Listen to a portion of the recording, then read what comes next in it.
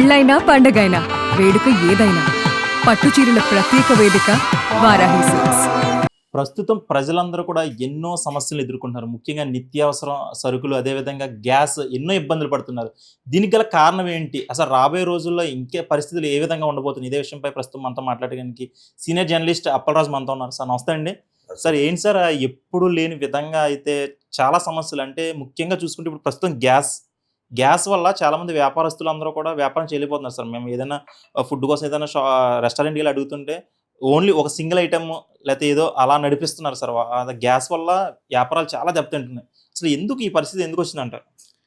యాక్చువల్‌గా అయితే కేంద్ర, రాష్ట్ర ప్రభుత్వాలు ఏం చెప్తున్నాయంటే ఏ విధమైన కొరత లేదు, మనకి అన్నీ కూడా సమృద్ధిగా వేరే దేశాలకి అమెరికా లేతే ఇరాక్ అదేవిధంగా ఇజ్రాయెల్ మధ్య యుద్ధాలు జరుగుతున్నాయి. అయినప్పటికీ కూడా మనకి ఏ విధమైనటువంటి సంక్షోభం లేదు అని చెప్పేసి వాళ్ళు చెప్పడం జరుగుతుంది.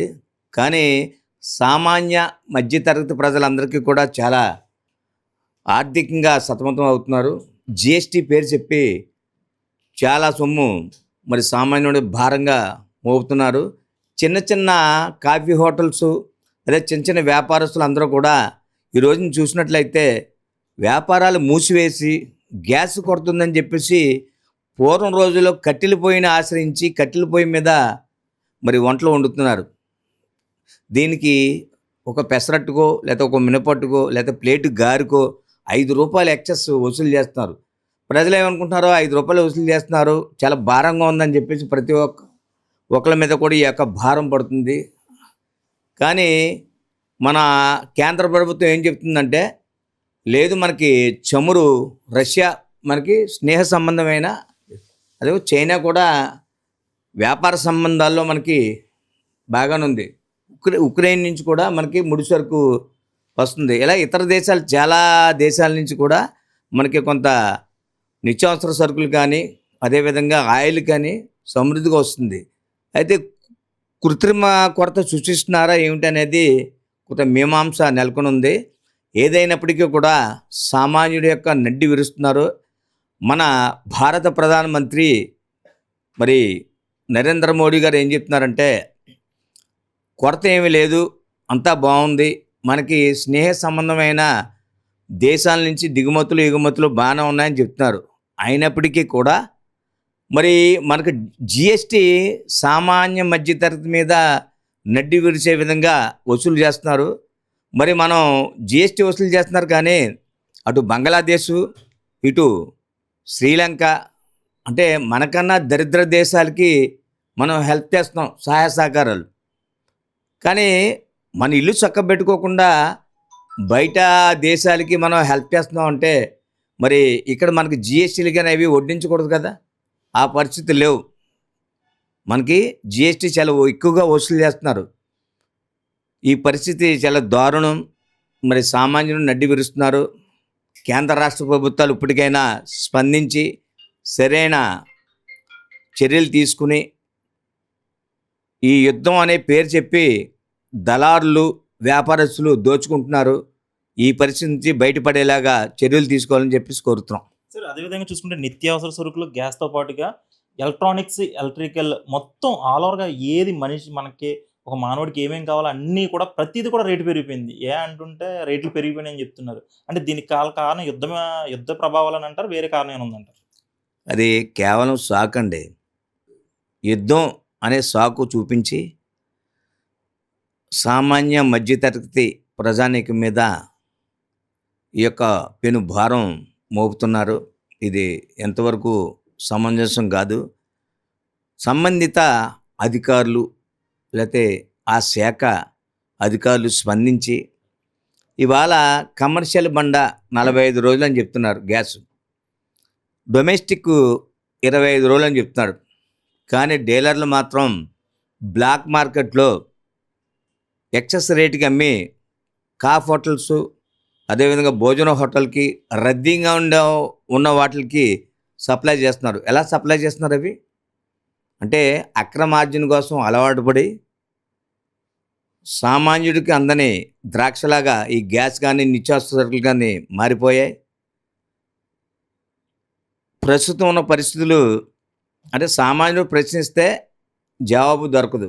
ఉన్నత అధికారులందరూ కూడా ఆ యొక్క రాష్ట్ర ప్రభుత్వం, కేంద్ర ప్రభుత్వం నిర్ణయాలకి కట్టుబడి వారు నామమాత్రం పనిచేస్తున్నారు తప్ప సామాన్య ప్రజల కోసం, మౌలిక సదుపాయాల కోసం పనిచేయట్లేదు అనేది మనకు తేటతెల్లం అవుతుంది. ఇప్పుడు పరిస్థితులు ఎలా ఉన్నాయి, కానీ రాబోయే రోజుల్లో అయినా నిత్యావసర సరుకులు అదేవిధంగా గ్యాస్ని మరి మనకి ప్రజలందరికీ కూడా అందుబాటులో వచ్చే విధంగా మరి చర్యలు తీసుకుంటుందంటారా ప్రభుత్వం? ఖచ్చితంగా తీసుకోవాలండి. ఎందుకంటే ఓ ప్రభుత్వం కొన్నాళ్ళు ఉంటుంది, మళ్ళీ ప్రజలు వేరే ప్రభుత్వం ఇచ్చే ఆకర్షణలు లేకపోతే వారిచ్చే పథకాలపై ఆకర్షితులై గవర్నమెంట్ వాడుతూ ఉంటుంది. ఇప్పుడు ఏమవుతుంది, ఓ ప్రభుత్వం ప్రవేశపెట్టిన పథకాలు కానీ లేకపోతే ఇళ్ల స్థలాలు కానీ ఇవన్నీ కూడా పక్కన పెట్టి వేరే గవర్నమెంట్ రాగానే వాళ్ళు ప్రవేశపెట్టిన మనం ఎందుకు ఫుల్ఫిల్ చేయాలి అని పక్కన పడేసి, అంటే నేను సామాన్యుని కోసం మాట్లాడుతాను కాబట్టి చెప్తాను. ఇళ్ల స్థలాలు ఎక్కడో సేలో కొన్నారు, అవి ఎందుకు మనం తయారు చేయాలని కూటమి ప్రభుత్వం, అంతకుముందు ప్రభుత్వం వైసీపీ ప్రభుత్వం ఎక్కడో స్థలాలు ఇచ్చిన చేలో అవి మనం ఎందుకు తయారు చేయాలి, తయారు చేస్తే వాళ్ళకి పేరు వస్తుందేమో గవర్నమెంట్కి అని చెప్పేసి వీళ్ళు. ఎవరికి నష్టం అవుతుంది? సామాన్య మధ్యతరగతి ప్రజలకి నష్టం జరుగుతుంది. అంతే తప్ప అంత అవగాహన లేకుండా ఇవ్వరు కదా. ఓ ప్రభుత్వం ఉంది, ఓ ప్రభుత్వం ఇదివరకు ఇచ్చినప్పుడు పెన్షన్లు ఉన్నాయి, వైఎస్పీ ప్రభుత్వంలో అమలు చేశారు. అమలు చేసినప్పుడు అందరు కూడా ఇంటింటికి వచ్చి పథకాలు ఇచ్చారు. అలా కాకుండా అంతకుముందు ప్రభుత్వం తెలుగుదేశం ప్రభుత్వం ఉంది, అప్పట్లో ఉన్నప్పుడు స్కూల్ దగ్గర పెట్టేవారు ఇది పెన్షన్ ఇవ్వాలని. ముసలా మొక్క అందరూ కూడా ఎవరినో ఆశ్రయించి ఓ ఆటోల మీదో లేకపోతే ఎవరైనా బైకుల మీదో మనవల్లో కొడుకులను తీసుకునేవారు ఎండలో. అటువంటిది ఆ గవర్నమెంట్ మంచి ఆలోచన. అలాగే ఒక్కొక్క గవర్నమెంట్కి ఒక్కొక్క ఆలోచన వస్తుంది. ఆ ఆలోచన మనం స్వాగతించాలి ఇప్పుడున్న గవర్నమెంట్. అంతే తప్ప వాడు చేసింది మనం చేయడం ఏంటి, వాడి సంకల్పం చేసి మనం ఫుల్ఫిల్ చేయడం ఏంటి అని చెప్పేసి ఇది చాలా దుర్మార్గం. సామాన్యుడికి మేలు చేసే ప్రభుత్వం ఎప్పుడైనా నిలబడుతుంది. ప్రజలు కూడా దాన్ని బేరీజ్ వేసుకుని మనం ఏ ప్రభుత్వం మనకు ఎలా చేస్తుంది, ఎంత మేలు చేస్తుంది, ఎవరో చెప్తారు కలబులు కబుర్లు, ఇవ్వలేని హామీలు ఇస్తారు. ఇప్పుడు కూడా కూటమి ప్రభుత్వం చెప్తాను, సూపర్ 6 అమలు చేశారంటే నిరుద్యోగులు ఉన్నారు, భృతి ఇచ్చారా? ఇవ్వలా, నిజ భృతి ఇవ్వలా. అలాగే మహిళలకి 1600 1500 అనౌన్స్ చేసి ఇచ్చారా? ఇవ్వలేదు. అసాధ్యం. 50 సంవత్సరాలకి బీసీ కులానికి చెందిన వారికి ప్రతి ఒక్కరికి కూడా పెన్షన్ ఇస్తా అన్నారు. ఎందుకు ఇవ్వలేదు గవర్నమెంట్? ఇది అంటే అది అసాధ్యం కాని హామీలు ఎన్నికల ముందు ఇచ్చి ప్రజలను బురుడి కొట్టించి అధికారంలోకి వస్తారు. అది మట్టి ప్రతి ప్రజలు కూడా గమనించాలి. సార్, మీరు అన్నట్టుగా సూపర్ 6లో ఏదైతే పథకాలు ఆగినాయి అంటున్నారో దీనికల కారణం గత ప్రభుత్వం చేసిన అప్పుల వల్లే ఆ పథకాలను అమలుపరచలేకపోతున్నామని చెప్పేసి కూటమి ప్రభుత్వం చెప్తుంది. దీని గురించి ఏ రాజకీయ పార్టీ అయినా అధికారంలోకి వచ్చిన తర్వాత అప్పులు చేయక తప్పదు. ఖచ్చితంగా అప్పు చేయాలి. ఇవన్నీ పథకాలు ఇంప్లిమెంట్ చేయాలంటే ఖచ్చితంగా అప్పులు చేయాలి. కానీ అప్పు తీర్చే విధానం మనకు రాబడి ఎలాగా, ఏ వనరులు ఉన్నాయి, ఉన్నాయి, దాన్ని మళ్ళీ అప్పు క్లియర్ చేయాలి కదా. క్లియర్ చేయని ఆలోచనతోటి అప్పు చేయాలి. ఒకటి ఉదాహరణకి టిట్కో హౌసెస్ ఉన్నాయి. ఏమన్నారండి, జగన్మోహన్ రెడ్డి వాడేసుకుని అతను బ్యాంక్ నుంచి టైఅప్ పెట్టుకుని లబ్ధిదారుడికి రిజిస్ట్రేషన్ చేసి తీసేసుకున్నాయన్నారు. Okay, well and good. కూటమి ప్రభుత్వం అధికారంలోకి వచ్చిన తర్వాత చంద్రబాబు నాయుడు గారు ఏదైతే హామీ ఇచ్చారో మనకి, నేను అధికారంలోకి వస్తే కట్టవలసిన డబ్బు రుణాలని మాఫీ చేస్తాము అన్నారు. చేశారండి. ఇప్పుడు కూడా ఏమంటున్నారు, బ్యాంకు రుణాలు కట్టాలి అంటున్నారు. జగన్మోహన్ రెడ్డి డబుల్ బెడ్రూము హాలుకి ఇచ్చినది ₹1,00,000 50,000 కుదించాడు, అంటే 50,000 తగ్గించాడు. 50,000 సింగిల్ బెడ్రూము 25,000 కట్టాలని ప్రతిపాదించారు. అతను ఎప్పుడైతే ఎన్నికల హామీ ఇచ్చాడో అది అమలు చేశాడు అతను. మరి వీళ్ళు ఇచ్చిన చంద్రబాబు నాయుడు గారు హామీ ఏది నెరవేర్చారా? ఇప్పుడు కూడా హౌసెస్ ఇవ్వలా, ఫుల్ఫిల్గా కంప్లీట్ చేయలే. కానీ బ్యాంకులో కట్టాలి అంటున్నారు. కట్ట అవసరం లేదు, అధికారంలోకి వస్తా అన్న మాట హామీ నెరవేరిందా? లేదు కదా. దాన్ని విస్మరించి ఎవరైనా ప్రశ్నిస్తే దాన్ని పక్కదోవ పట్టించి పబ్బం గడుపుకుంటున్నారు తప్ప పేద ప్రజలకైతే ఏమీ చేయట్లా. మధ్యతరగతి ఏం ఉపయోగం లేదు ఈ ప్రభుత్వం. సరే, అదేవిధంగా ప్రస్తుతం ఇంకో చర్చ ఏంటంటే ఆంధ్రప్రదేశ్ రాష్ట్రానికి రాజధాని అమరావతి అని చెప్పేసి కేంద్రం ఆమోదించింది. కానీ ఇప్పుడు జగన్మోహన్ రెడ్డి గారు ప్రెస్ మీట్లు పెట్టి మావిగానే అనే కొత్త ప్రాంతాన్ని మనం పెడదాం, అమరావతి అనేది మనం డెవలప్మెంట్ చేయలేం అని చెప్పి అంటున్నారు. మరి దీన్ని ఎలా చూడొచ్చు?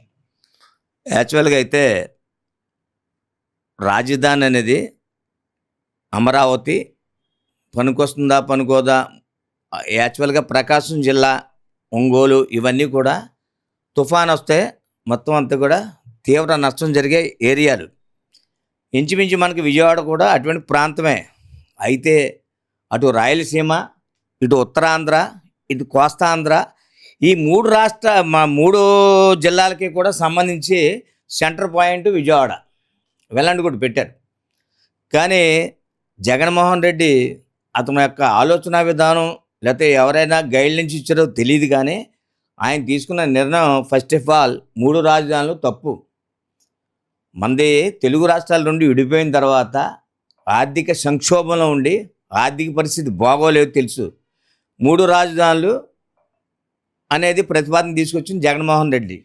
అయితే చంద్రబాబు నాయుడు గారు అమరావతి రాజధాని ఉండాలని చెప్పేసి ఆయన అప్పుడులో నిర్ణయం తీసుకున్నారు. అయితే జగన్మోహన్ రెడ్డి గారు ఏదైతే అంతకుముందు ప్రభుత్వం ప్రతిపాదించిందో దాన్ని కనుక మనం ప్రతిపాదిస్తే మన గొప్పతనం ఏముందని ఏమో ఆలోచించుకున్నారో తెలియదు, కానీ ఆయన 3 రాజ్యాలను ప్రతిపాదన చేశారు. అయితే 3 రాజ్యాల ప్రతిపాదన అనేది కరెక్ట్ కాదు. ఇప్పుడు ఉన్న పరిస్థితుల్లో ఆర్థిక పరిస్థితి అంతంత మాత్రంగా ఉంది కాబట్టి మనకి చాలా ప్రాజెక్టులు ఉన్నాయి, పోలవరం, వెలుగొండ, ఇవన్నీ వాటిని కూడా ఫుల్ఫిల్ చేస్తున్నారు. దానిలో భాగంగా అమరావతికి కూడా కేంద్ర సహకారం అందిస్తుంది కాబట్టి దాన్ని ఫుల్ఫిల్ చేస్తే మన భావితరాలు కూడా మాకు ఒక రాజధాని పేరు చెప్పుకోవాల్సిన ఆవశ్యకత ఎంత ఉంది. కాబట్టి రాజధాని అమరావతి అనేది ఈ మధ్యకాలంలో పార్లమెంట్లో మరి ఇంచుమించు అన్ని రాష్ట్రాలు కూడా మనకి సపోర్ట్ చేశాయి. ఈ రోజున అమరావతి చట్టబద్ధత కల్పించే విధంగా మరి మనకి ఒక నిర్ణయం తీసుకున్నారు. అది చాలా అదృష్టంగా భావించాలి మనం. కాబట్టి ఒక్కొక్క రాజకీయ పార్టీ ఒకే విధానం నిర్ణయం తీసుకుంటుంది. అది ఇందా చెప్పినట్టు అలా కాదు. ఒక రాజకీయ పార్టీ తీసుకున్నప్పుడు ఆ నిర్ణయాన్ని ఇవాళ గవర్నమెంట్ ఉంటుంది, నచ్చపోవచ్చు, ప్రజలకి మారుస్తారు. కానీ అంతకుముందు గవర్నమెంటు ఏదైతే నిర్ణయం తీసుకుని దాన్ని మంచి ఎంత చెడు ఎంత అనేది బేరేజ్ వేసుకుని దాన్ని నిర్ణయం తీసుకుంటే ప్రజలకు ఉపయోగపడుతుంది రాజధాని అనేది. Okay sir, thank you sir. ఇది సీనియర్ జర్నలిస్ట్ అప్పలరాజు చెప్తున్నారు. కేంద్ర ప్రభుత్వం, రాష్ట్ర ప్రభుత్వం యుద్ధాల పేరు చెప్పి అయితే సామాన్య ప్రజలపై ఎటువంటి భారం మోపే విధంగా అయితే చేయకూడదు. ఎందుకంటే ప్రజలందరూ కూడా చాలా ఇబ్బందులు ఎదుర్కొంటున్నారు. నిత్యావసర సరుకులు, అదేవిధంగా గ్యాస్ పరంగా కూడా చాలా ఇబ్బందులు ఎదుర్కొంటున్నారు. ముఖ్యంగా మధ్యలో ఉన్న దళారుల చేతిలో అయితే చాలా ఇబ్బందులు అయితే అటు రెస్టారెంట్, హోటల్స్, చిన్న చిన్న వ్యాపారస్తులు అందరూ కూడా చాలా ఇబ్బందులు పడుతున్నారని చెప్పేసి సీనియర్ జర్నలిస్ట్ అప్పలరాజు చెప్తున్నారు. ఇది ఇక్కడ తాజా పరిస్థితి. వీడియో జర్నలిస్ట్ ఆదితో సాయిరామ్, ఇట్స్ టీవీ, ఉమ్మడి పశ్చిమ గోదావరి జిల్లా.